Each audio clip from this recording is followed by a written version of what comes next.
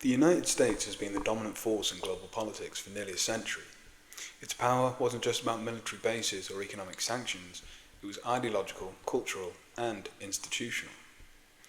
The US shaped the post-World War II world order through a blend of military dominance and what political theorists call soft power, which is the ability to influence others through cultural, ideological, and diplomatic means without direct coercion. But today, in 2025, that power is unraveling. Donald Trump's second presidency is often painted as a chaotic anomaly, but the truth is far more structural. His recent decisions to withdraw the US from key international institutions, defund long-standing soft power networks, and pivot aggressively towards the use of hard power aren't random acts of political rebellion. They're symptoms of a deeper economic crisis within the American empire, a crisis rooted in the contradictions of capitalism itself. This isn't just about Trump, it's about the decline of US global dominance.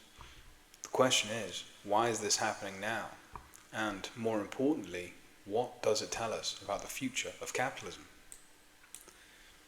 In today's video at the Left Library, we'll use theory to dig beneath the headlines. We'll analyse how US power was constructed, why it relied so heavily on soft power institutions, and how Trump's policies expose the economic rot at the core of the empire. We'll connect the dots between neoliberalism, imperialism, and the rise of neo-fascism, showing how the crisis of US power is ultimately a crisis of the capitalist system itself. To understand the decline of US power, we first need to understand how it was built. After World War II, the US emerged as the leader of a new global order. But this wasn't just about military might. It was about creating a system that embedded US economic dominance into the very fabric of global institutions.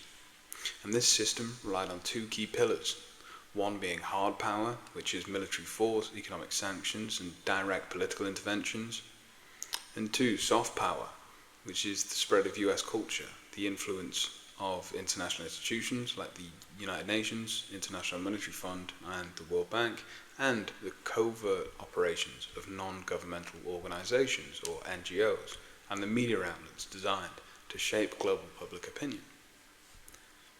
From a Marxist perspective, this is about more than foreign policy. This is imperialism, which Lenin defined as the highest stage of capitalism, or more succinctly, the epoch of financial capital. This stage is marked by the concentration of capital and the export of this capital to secure markets, resources, and labour through political and military domination. The mechanics of US imperial power have often been hidden behind the language of democracy, development, and humanitarian aid. But this history reveals a brutal reality. Consider USAID's role in Indonesia in 1965. On the surface, it provided development aid. In reality, it funneled resources to support the Indonesian military coup against President Sukarno, a leader who resisted Western economic dominance.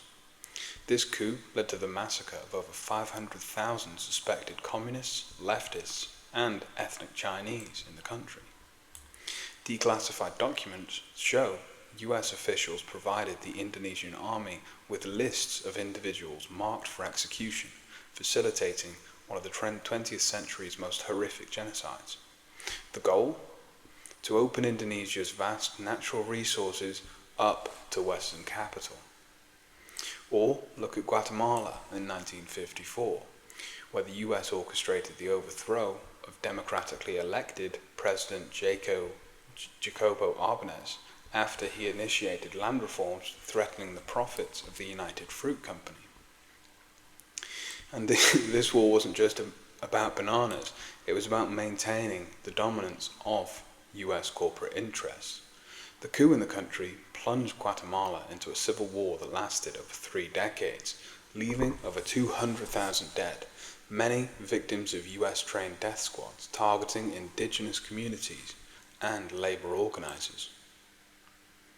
Also, Radio Free Europe played its part during the Cold War, posing as an independent broadcaster while spreading propaganda to destabilize socialist governments. In Czechoslovakia during the Prague Spring in 1968, it encouraged reformist uprisings with implicit promises of US support that never came. The Soviets crushed the movement, but the US had achieved its aim, weakening Soviet influence without firing a single shot. Fast forward to Haiti in 2004. The US used NGOs like the International Republican Institute to fund opposition groups against President Jean-Bertrand Artissat, Haiti's first democratically elected leader after decades of dictatorship. Under the guise of promoting democracy, these organizations orchestrated Artissat's violent removal. Haiti descended into chaos, creating opportunities for foreign corporations to exploit its cheap labor and resources. As you can see, these are not isolated incidents. They're part of a coherent strategy, using a mix of hard and soft power to secure economic dominance around the globe. But this strategy is unraveling. The institutions that once upheld US hegemony are in decline, and the empire is shifting from persuasion to brute force as it struggles to maintain control. Donald Trump's presidency, especially in his second term, is often portrayed as an aberration. In reality, it represents the logical outcome of neoliberal capitalism's internal contradictions. His America First rhetoric masks a deeper crisis, the unraveling of neoliberal hegemony. Neoliberalism is more than free market economics. It's a class project designed to restore capitalist profitability through deregulation, privatization, austerity, and financialization. It emerged in the 1970s as a response to the post-war economic crisis, championed by Reagan and Thatcher, and institutionalized through the IMF, the World Bank, and the World Trade Organization.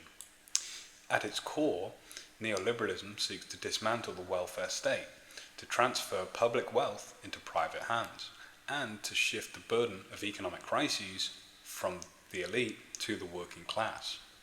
But it also relies on a paradox. While preaching free markets, it depends on strong state intervention to enforce capitalist discipline. Trump did not deviate from this model. He instead exposed its most brutal mechanisms. Consider Trump's corporate tax cuts of 2017, during his first presidency, in which he slashed the corporate tax rate from 35% to 21%. And this wasn't about stimulating growth. It instead resulted in a record $1 trillion stock buyback spree, enriching shareholders while wage growth for the average worker stagnated. This reflects Marx's theory of surplus value extraction, where the wealth produced by labor is appropriated by capitalists without equivalent compensation to the workers. Trump's trade war with China also wasn't about protecting American jobs. It was an attempt to reassert US dominance over global supply chains.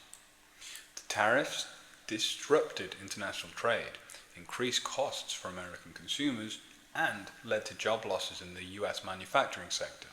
Yet, multinational corporations exploited the chaos to offshore production to countries with even lower labor costs, deepening the global race to the bottom. Also, Trump's withdrawal from international agreements like the Paris Climate Accord wasn't isolationist. It marked a shift from multilateralism to unilateral dominance, rejecting global consensus in favor of economic coercion and military threats. This reflects Rosa Luxemburg's analysis in The Accumulation of Capital, where imperialist expansion becomes necessary to sustain capitalist accumulation amid crisis. Domestically, Trump's policies accelerated the financialization of the economy, where profit is generated not through production, but through speculative activities in finance, real estate, and debt. This mirrors Marx's concept of fictitious capital, where value is detached from material production, creating bubbles that eventually burst, leading to crises like the 2008 financial collapse and the next one, which is already brewing. Moreover, Trump's embrace of authoritarianism highlights neoliberalism's reliance on repression to manage its crises. The state's role shifted from mediator to enforcer, deploying militarized police against protesters, criminalizing dissent, and expanding surveillance. Again, this isn't an aberration. It's the logical conclusion of a system that can no longer secure consent through economic growth.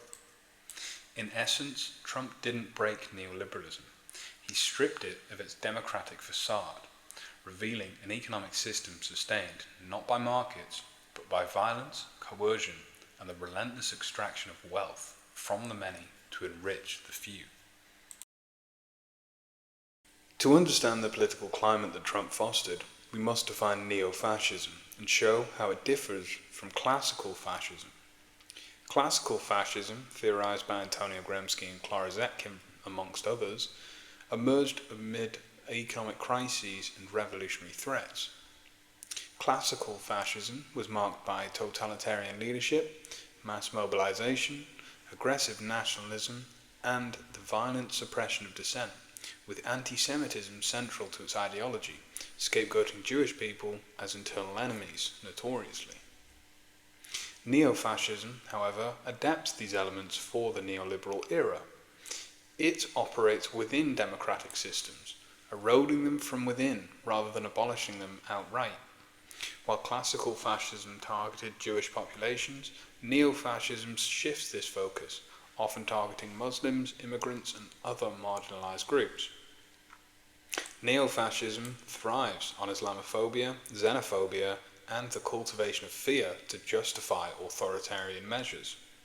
And this scapegoating is not random. It functions as a tool to redirect economic anxieties and class frustrations away from the capitalist system and the elite and towards socially constructed enemies. Trump's administration embodies neo-fascist tendencies. His populist rhetoric masked elite interests, using disinformation, nationalist mythology, and attacks on democratic institutions to consolidate his own power. Policies like the Muslim travel ban scapegoated Muslim communities during his last presidency, framing them as existential threats to national security. His embrace of police militarization, encouragement of far-right groups, and erosion of judicial independence reflected neo-fascism's reliance on state and paramilitary violence to suppress dissent.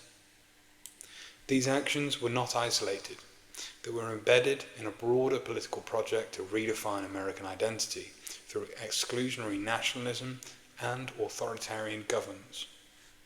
Furthermore, neo-fascism under Trump was characterized by an aggressive cultural agenda aimed at eroding solidarity and promoting hyper-individualism. This manifests through the glorification of law and order, the demonization of protest movements like Black Lives Matter, and the strategic use of media to create alternative realities that reinforce reactionary ideologies. Trump's attack on the press, labeling journalists as quote-unquote enemies of the people, mirror fascist tactics to undermine critical discourse and consolidate narrative control. From a Marxist perspective, neo-fascism emerges during capitalist crises as a mechanism to stabilize the system. It represents the capitalist class's response to growing contradictions within neoliberalism, using authoritarianism to suppress dissent and maintain control when democratic institutions can no longer contain class struggle. Neo-fascism is not merely a political aberration, but a structural response to the failures of neoliberal capitalism, a desperate attempt to preserve the status quo through repression and ideological manipulation. Trump did not create neo-fascism, but he accelerated its rise in the US, exposing the fragility of liberal democracy under capitalism. Yet, the rise of neo-fascism is both a symptom of crisis and an opportunity. It reflects systemic weaknesses, offering revolutionary movements a chance to challenge not just authoritarianism, but the capitalist structures that sustain it. The decline of US imperial power is not just an end, it's a potential beginning for transformative change, where the failures of neoliberalism and the authoritarian backlash against them can be met with organized resistance, solidarity, and the vision of a society beyond capitalism and its crises.